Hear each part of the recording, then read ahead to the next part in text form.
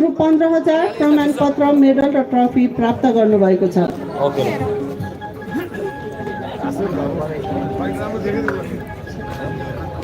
जङ्गली भाइ उताबाट जङ्गली भाइ जङ्गली भाइ हो जङ्गली भाइ जङ्गली नै भयो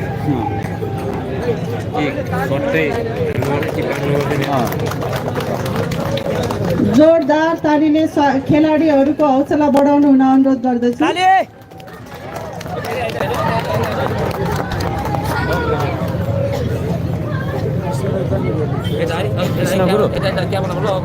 सम्पूर्ण विजयी खेलाडीहरूलाई शुभकामना साथै अतिथिज्यूहरूलाई धन्यवाद व्यक्त गर्दै 60 केजी मुनि तौलसम्मका विजेताहरूलाई पुरस्कार वितरण गरिदिन हुनको लागि यस कार्यक्रमका सभाध्यक्ष तथा नेपाल बालकुमारी क्युकोसिङ कराते सङ्घका अध्यक्ष श्याम महर्जनज्यू, त्यसै गरी नेपाल फुल कन्ट्याक्ट कराते महासङ्घका अध्यक्ष शालिग्राम कुँवरज्यू, नेपाल बालकुमारी क्युकोसिङ कराते सङ्घका कोषाध्यक्ष कृष्ण सुवेदीज्यू र नेपाल बालकुमारी क्युकोसिङ कराते सङ्घका महासचिव विकास महर्जनज्यूलाई हार्दिक अनुरोध गर्दछु 60 केजी मुनि तौलसम्मका खेलाडीहरूलाई पुरस्कार वितरण गरिदिन हुनको लागि।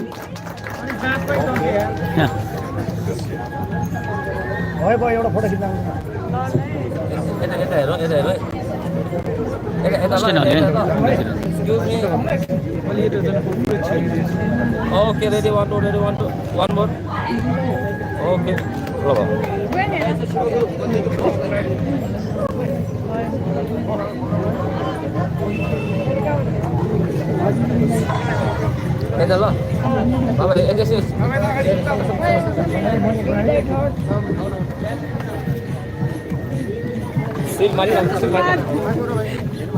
Oh, Ali mati.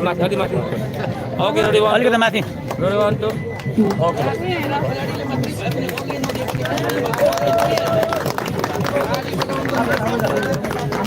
60 केजी मुनि तौलसम्मका पुरस्कार वितरणको लागि यस कार्यक्रमका सभाध्यक्ष नेपाल बालकुमारी क्युकोसिङ कराते सङ्घका अध्यक्ष श्याम महर्जनज्यू, नेपाल फुल कन्ट्याक्ट कराते महासङ्घका अध्यक्ष शालिग्राम कुँवरज्यू, नेपाल बालकुमारी क्युकोसिङ कराते सङ्घका कोषाध्यक्ष कृष्ण सुवेदीज्यू र महासचिव विकास महर्जनज्यूलाई हार्दिक अनुरोध गर्दछु।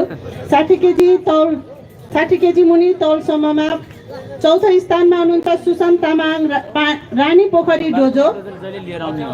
सुसन तामाङ रानी पोखरी डोजो प्रमाणपत्र र मेडल प्राप्त गर्नुभएको छ उहाँले।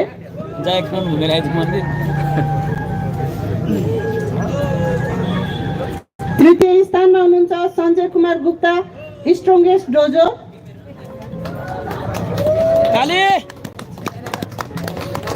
उहाँले नगद रु 5,000 प्रमाणपत्र ट्रफी र मेडल प्राप्त गर्नुभएको छ।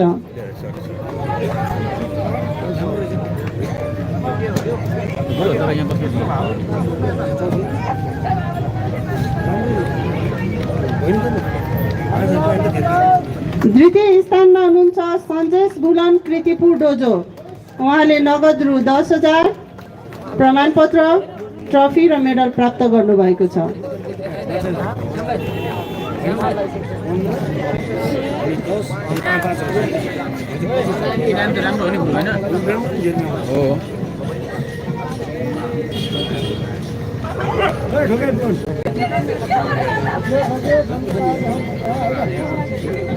गुप्ता हाँस्दै एकचोटि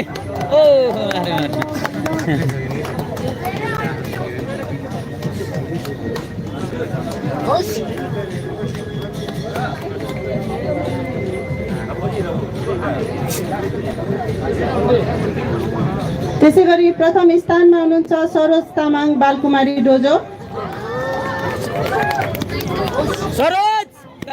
उहाँले नगद रु 15,000 प्रमाणपत्र ट्रफी र मेडल प्राप्त गर्नुभएको छ।